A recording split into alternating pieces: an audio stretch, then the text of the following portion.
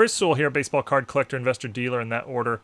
Welcome everyone. Today we're going to count down the 15 most valuable football cards from the 1990s. And the 1990s is a very important decade in the sports card world. A lot of firsts. It's sort of transitional decade where we go from vintage to modern, if you will. A lot of brands show up for the first time in the 1990s. Finest and Topps Chrome, Bowman's Best, things like that. But there's one brand that actually shows up on this list a lot more than you would think, or at least that I would thought. And I guess I've sort of forgotten how significant a brand it was in the 1990s anyway. Rules for this list are we're going to look at base cards only, so no inserts or parallels. Each player can only appear once, otherwise one or two players would essentially dominate the entire list. And we're going to use the average of recent sales in a PSA 10 to determine the ranking, although I'll show the value of each card in a variety of different grades. A card has to have a minimum pop count of at least 10 in a PSA 10 to qualify, although I did make one mistake. We'll call it an exception, pretending that I did it on purpose for this list. Every card in the top 15 is a rookie card. That wasn't a rule, that's just the way it worked out. Here are some honorable mentions, some players who did not crack the top 15 despite having rookies in the 1990s. Most of this due to them, the rookies being in the early 90s when card counts were so much higher and, cards just in general are worth less. But yeah, let's check out the top 15, and there will be a trivia at the end about some tidbits regarding this list for anyone who wants to stick around for that. But okay, let's kick off our top 15 list here, and I say kick off appropriately, as number 15 is in fact a card of a kicker, Adam Vinatieri. And if you had a kicker in the top 15, mark that as correct on your bingo card. Unlikely many of you did, but that's his 1997 Pacific Philadelphia rookie, and it's in fact his only rookie card. Vinatieri is the all-time leader in career points in NFL history. He won 4 Super Bowls, including 2 with last-second field goals, and he will become the third kicker to make the Hall of Fame shortly. That, again, like I said, that's his only rookie card, 1997 Pacific Philadelphia. It's not a rare card, but given that it's the only rookie card of arguably the greatest kicker of all time, it has quite a bit of demand. You can see in raw condition, it still fetches $50. A PSA 10, which is a Pop 94, goes for just short of $400. Number 14 is a cornerback who played for Washington and Denver, and that is 12-time Pro Bowler Champ Bailey. Rookie cards from 1999, 12-time Pro Bowler. That's a lot of Pro Bowls. But by the time you get to the really late 90s, there are a ton of brands producing football cards. So players like Champ Bailey have a ton of rookie. I think he has over 50 official rookie cards. Here's 3 of them: his Skybox EX Century, his Topps, and his Finest Refractor. A lot of them can be had for just $1 or maybe a couple dollars. His most valuable rookie is the 1999 Playoff Contenders autograph. This is a base card, as the rookies that year were autographed in the base set. PSA 10s going for over $400. It's just a Pop 30 and a PSA 10. Raw copies go for about $50, and a PSA 9 would set you back about $100. Number 13 is our first skill position player, and that's running back Curtis Martin, who is 6th all-time in career rushing yards, 5-time Pro Bowler, all that despite only playing 11 seasons in the NFL. Rookie cards are from 1995. That's his 1995 Select Certified, 1995 Bowman, and his 1995 Finest. His most valuable is the 1995 SP, which is actually really only valuable when you get into PSA 10 category. You can pick this card up for $1 raw. PSA 10s are quite tough to come by, with the black borders being very susceptible to chipping and edge wear. Over $400 for a PSA 10, which is just a Pop 95, but you can see PSA 9s and PSA 8s much more affordable. 20x multiplier when you go from a PSA 9 to a PSA 10. And as a bonus, this video is only looking at base cards, but we'll throw in a couple expensive inserts and parallel sales here and there. Curtis Martin had a 1997 Metal Universe Precious Metal Gems Green or Emerald sell for over $5,000 in a PSA 8. This card's serial numbered out of 15. You can see the sale was about a year ago in 2023. Number 12, Baltimore Raven great Jonathan Ogden. And who would have thought 4 players in we would have a kicker and an offensive lineman represented already? Ogden played 12 seasons in the NFL and made 11 Pro Bowls. Only missed a Pro Bowl once in his rookie year. That's a pretty good Pro Bowl to non-Pro Bowl ratio. Rookie cards from 1996. That's his 1996 Crown Royale, Topps Chrome, and Donruss rookie. His most valuable rookie is the 1996 SP, and very much like the Curtis Martin, you can pick this card up for $1 raw. It's not a rare card at all. A lot of this product was produced, but PSA 10 is very hard to come by. It's just a Pop 47. Only 47 copies exist in a PSA 10, and they go for over $500. Sticking with Baltimore Ravens greats, number 11 is Ray Lewis, rookie cards from 1996. And he's not in very many sets in 96, so he doesn't have a whole lot of rookie cards, but he's got some. You're looking at his Collector's Choice, his Fleer, and his Skybox Impact. Ray Lewis was a 12-time Pro Bowler and a 7-time first-team All-Pro. That is impressive. 2-time Super Bowl champ with the Ravens. Would probably be in the conversation for best linebacker of all time, not named Lawrence Taylor. His most valuable base rookie is the 1996 Bowman's Best, with PSA 10s going for about $520. You can see the ramp up in value from the card raw to a PSA 8 to a PSA 9. As an interesting bonus, we can check out sales of the Atomic Refractor parallel version of this card. And a couple years ago, a PSA 10 sold for close to $4,000. 6 spots in before we finally get our first quarterback. Number 10 is Drew Bledsoe, who was the face of the New England Patriots throughout the 1990s until he ultimately lost his starting position to none other than Tom Brady. Rookie cards from 1993, and cards were mass-produced in 93, so a lot of the cards are not worth a whole lot. That's his 1993 Ultra, Upper Deck, and Playoff rookies. Each could be had for probably about $1 or perhaps even less. His most valuable rookie is 1993 SP, and that's an important set in baseball with the Derek Jeter rookie, so that sort of trickles over into football being a very important set as well. Again, not super expensive raw. You can pick it up for maybe $3 raw, but a PSA 10, which is only a pop 58, sells for close to $600. And again, the multiplier from a 9 to a 10, pretty extreme here. Close to 20x. As a bonus, here's an expensive Drew Bledsoe sale of a parallel 1997 Skybox Premium Rubies. These cards are still numbered out of 50, and this PSA 8 went for $1,300 a couple years ago. Number 9, back to defense, Jason Taylor of your Miami Dolphins. Rookie cards from 1997, and he has very, very few rookie cards. So few so that I had to put some oddball brands on here. 1997 Scoreboard, Collector's Choice, and Collector's Edge on screen there. Taylor is 7th all-time in career sacks, and he is 1st all-time in career fumble returns for touchdowns. His most valuable rookie card is the 1997 SP or SP Authentic. Interesting photo of him, sacking Steve McNair, I believe, although it definitely has a face mask going. Another SP card with very, very, condition-sensitive corners and edges. PSA 10s going for $750. Only 40 PSA 10s exist. Number 8 is our first wide receiver, Terrell Owens, who played for a bunch of teams, most famously for the 49ers, but also for the Eagles and Cowboys and a couple others. Rookie cards from 1996.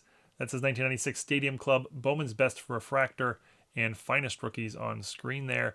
Owens is 3rd all-time in career receiving yards and receiving touchdowns.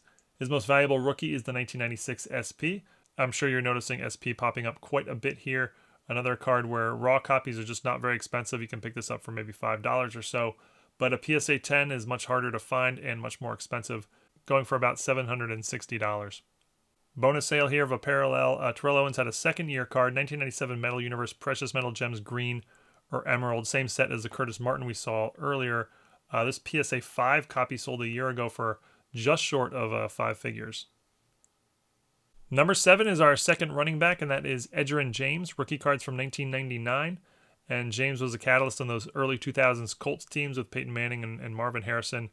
Some juggernaut offenses there. But on screen are his 1999 Pacific Paramount, Stadium Club Chrome Refractor, and Upper Deck MVP rookies. And as I mentioned with Champ Bailey, in 1999 there were so many brands producing cards that, if you want an Edgerrin James rookie, you got a lot of options. So a lot of his rookie cards can be had for $1 or less. Like Champ Bailey, his most valuable rookie is the 1999 Playoff Contenders autograph, which might be the first base set ever to feature autographs, at least in football.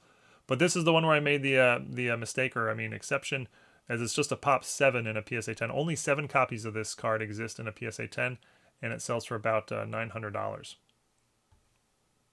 Coming in at number 6, our 4th defensive player here so far in the top 15, and that's Charles Woodson, who played cornerback and safety for the Raiders and the Green Bay Packers.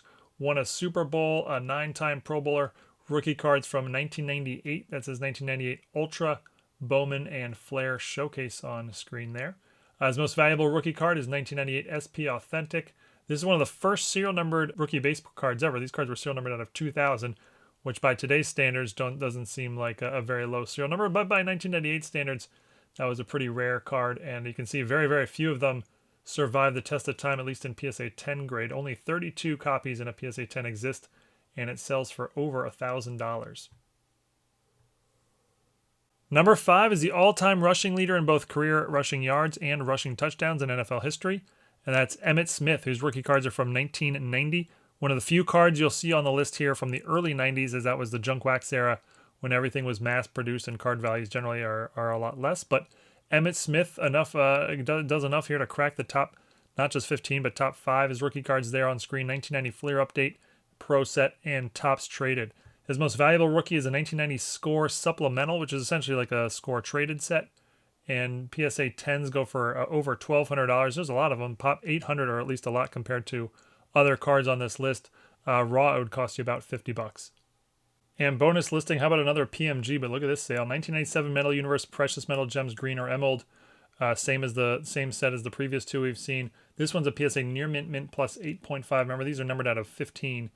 And they are very condition sensitive. 8.5 is basically as good a grade as you're ever going to see on a PMG for the most part. And this one sold for $49,000, the Emmitt Smith copy here, back in 2021. Number 4, just our second quarterback to appear on the list so far, and that is Kurt Warner, rookie cards from 1999. A two-time MVP, Super Bowl champion, and Warner, of course, led the greatest show on turf, the potent Rams offenses from the early 2000s. He showed up sort of late in the scene in 99, so he's not in a lot of the 1999 sets, but he's in some, including the ones you see on screen here: Bowman's Best, the Fleer Focus, and the Pacific, which he shares with somebody named Tony Horn. His most valuable rookie card is 1999 Playoff Contenders Autograph. We've already seen a couple of those so far. Again, one of the first base sets to feature autographs. This $200 card raw goes for about $1,800 plus in a PSA 10, which is just a pop 77. Coming in at number 3 is our third and final running back on the list, and that's the bus. Jerome Bettis, rookie cards from 1993. Started his career with the Rams, but played most of it with the Steelers, winning a Super Bowl, 6-time Pro Bowler, and he is 8th all-time in career rushing yards. You're looking at his 1993 Tops, Skybox Impact, and Select rookies on screen. Again, we're sort of in the tail end of the junk wax era, but 1993 cards are still very overproduced and very inexpensive. You can pick all 3 of these rookie cards up for maybe $1 or less. His most valuable rookie card, similar to the Drew Bledsoe, is the 1993 SP. And again, about a $4 card raw, not hard to find, not expensive to find. But if you get a PSA 10 copy, it jumps way up to $1,900. There's only 41 copies of this card in a PSA 10 on planet Earth. Coming in at number 2, our silver medal winner is Randy Moss, who would probably be in the conversation for greatest wide receiver of all time, not named Jerry Rice. Rookie cards from 1998, Moss ranks 2nd all-time in career receiving touchdowns and 4th all-time in career receiving yards. It says 1998 Flair Showcase, Topps Chrome, and EX2000 on screen. His most valuable rookie is the 1998 SP Authentic, same set as that Charles Woodson we saw earlier. Remember, this is one of the first serial numbered sets, at least with the rookies, a serial numbered out of 2000. And you can see it's an expensive card. A $300 card raw creeps up in an 8 or a 9, and then jumps up big to nearly $2,500 in a PSA 10. Bonus sale here, a parallel 1998 Skybox EX2001 Essential Credentials Now. Randy Moss is 1998, so it's actually a Randy Moss rookie here. And it's graded PSA Authentic. Not sure why it got the Authentic grade, but despite that, it sold for $6,600. Let's not go crazy here. There's a beautiful set, the Essential Credentials. And it's low serial numbered. I'm not sure exactly what it is. I think it might be out of 55. It might be serial number to the card number, but it's somewhere in there. A tough card, obviously. And number 1, many of you may have already guessed this, but it's actually another quarterback. Actually, just our third quarterback on this list, and that is Peyton Manning, rookie cards from 1998. Manning gets a little bit overshadowed by Tom Brady lately. I forgot how incredible his list of accomplishments is. 14-time Pro Bowl, 7-time first-team All-Pro, 5-time MVP to go along with his 2 Super Bowls. He ranks 3rd all-time in both career passing yards and passing touchdowns, surpassed only by Drew Brees and Tom Brady in both. Rookie cards from 1998, that's his 1998 Stadium Club, Bowman, and Playoff Prestige on screen. His most valuable rookie card, like many cards on this list, is the 1998 SP. Again, a card serial number out of 2000. An $800 card raw jumps up to about $1,000 in a PSA 8, nearly $2,000 in a PSA 9, and up to $7,400 in a PSA 10 where it is a Pop 95. And a bonus sale for Manning, technically a parallel here, 1998 Ultra Masterpiece, Peyton Manning rookie. Masterpieces from Ultra that year were one of ones. This is the second year ever of one of ones. 1997 was the first, but this BGS 9 copy sold for just short of $41,000 just a couple months ago. But there you have it, the 15 most valuable football cards from the 1990s, base cards anyway. A couple interesting tidbits or things that I found really interesting. 9 of the 15 cards are SP brand. I mean, SP, I remember being a good brand, but I wouldn't have thought it would be that sort of dominant. You know, it's not like it was the only premier brand from the 1990s, but certainly the condition-sensitive aspect to SP cards played a heavy part in that. Second thing that was notable, only 3 quarterbacks out of 15. I mean, imagine if we did this list of current players somehow. It would be all quarterbacks, you know, or 13 would be quarterbacks, and there'd be like 1 wide receiver and 1 running back or something. But, you know, only 3 out of 15. That sort of suggests that in the long run, quarterbacks, you know, most quarterbacks don't hold their value, I guess would be one way to read that. Anyway, I thought only 3 quarterbacks was pretty interesting. But I have 2 trivia questions for you here. You can leave your answers in the comments, and I will respond whether you got it right or not. First question is, of the 15 players in this list, which are the only 2 who are not in the Hall of Fame? I actually basically gave one of them away during the video. So if you look at your notes, you should be able to figure out at least one of them. Second question is, among the 3 quarterbacks who are on this list, Drew Bledsoe, Kurt Warner, and Peyton Manning, how many Super Bowl rings do they have combined? So like I said, put your answers in the comments and I will respond whether you got it right or not. Really appreciate everyone watching. Hope you enjoyed, and see you all again next time. Thanks, everyone.